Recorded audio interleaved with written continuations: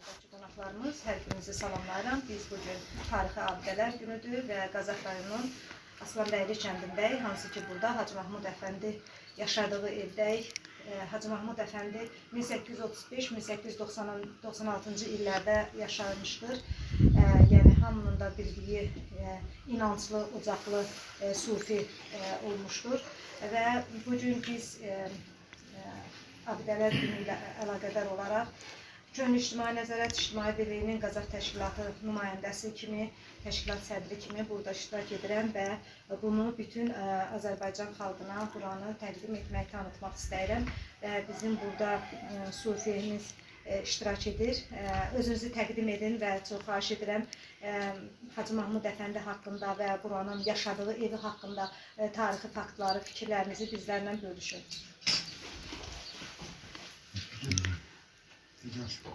Hacı Mahmud Əfəndi Əvvəlcə özünüzü təqdim edin. Məzar Yaqub burayla bağlı bir insanam. Gələn qonaqları qarşılamaq, yola salmaq. Özüm də Yadçılar Birliyinin üzvüyəm. Bir neçə kitablar müəllifiyəm. Hacı Mahmud Əfəndi Seyid Mirhəndi Nigarinin müridi olub. Ankara'da dini təhsil alıbdır.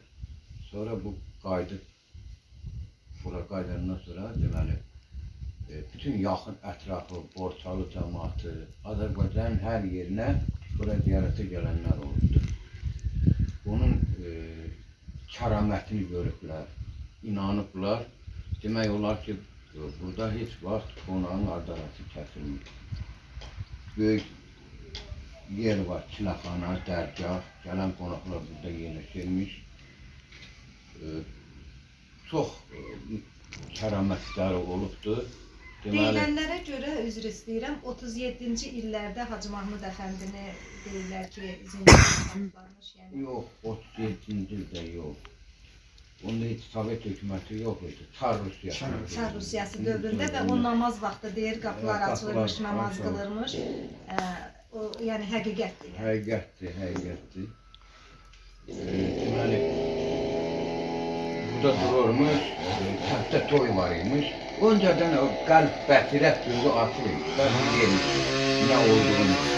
Deməli, bəy qabaqda atın üstündə gedirmiş.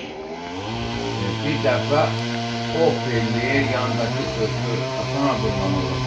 Bu oxun bir səbəbi olmalıydı, niyə ox ellərdən deyir. Axırı deyir ki, artıq Əzrail bəyin tərkindədir. Kəndin əvinə çatanda at götürür və yerə edir, damla tapılır. Hani öncədən bilirmiş. Sonra türmədən şəkərin qalası deyirlər Qazaxdan. Oradan çıxıb yada gəlirmiş. Sabahının İndiyyə dönən yoluna gəlirmiş. Bir oğlan bunu tanıyır. Gəlir baralarına çatanda deyir ki, baba, gəl min atam. O ata minir, özü də gəlir buraya çatanda əlini belə vura deyir oğul. Bir arxan həm şey, ürəyin yerə dəyməsin. Bu şey gedir, kənddə o vaxtı pəhlivanlar olub, meydan atırlar. Görür ki, kəndin bir yerində cəmaat belə topar yığılmışdır, baxır ki, nə məsələdir, deyir, baxır görür bir pəhlivandır, belə gəlmişsiniz, deyir ki, burada bir adam varım, bir kişi varım, bir yiğit varım mənim qabağıma çıxar. Belində bu eşidir, Hacı Əfəndinin sözü yadına düşür ki, arxan heç vaxt yerə dəyməsin. İrəli şey deyir ki, mən. Görünür ki, bu da biraz düşmən rəydir. Qonşun deyir ki, ay belə çox qolum qavranamışsın deyir, var, istəyəməz bax olur. Deyir mən. Belə baxır bunun əlinin altında deyir ki, mənə bir adam tapmadı onun qabağına, mənim qabağıma çatmağa. Deyir, sənin işinə deyir. Biraz fırlanırlar ve ya Allah, ya Hacı Əfəndi deyib, bunun ortasından girir, yukarı qalacaq yerə çəkir. hemen dəqiqə gəlir, hemen altına minir, buraya gəlir. Belə durmuş, belə biraz 5-10 metr qalmış, belə gülür. Deyir ki, elə verirsən, tək belə deyir. Kolundan sən tutmuşdun, ayağından mən. Bunun kəramatlarından. Yəni kəramətləri duyuyor. Mənəvi gül verir buradan ona. İnandırayım səni. Deməli, yaxınında o bütün millət yığılır, təsəvvür elə. Birisi burada, birisi şansın ayağındayım. Bakın, görür ki, çata bilmək, cənazədən gözümək istəyir. Taylan gəlin çatır.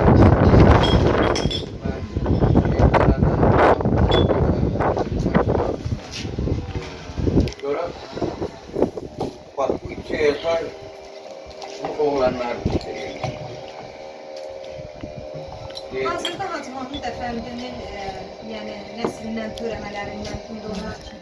Onun üç oğlu olmuştu, her üçü Türkiye'de. İdrak edildi, tabii seçmesi gelende gelirler. Bir tane kızı kalıp burada. Kızı kalıp ortasından töremeler var. Mesela Mehmet töremeler var. Mehmet Seydo. Deputatımız. Ay sağ ol. Rafa Guluzadə var ya. Allah can sağlırsın. Onlar da Vəfa Quluzadə, səhv eləmirəmsə, Mirvarid Dilbazinin bacısı Ay oldu. sağ ol. Babanın anası hemen kız ne var?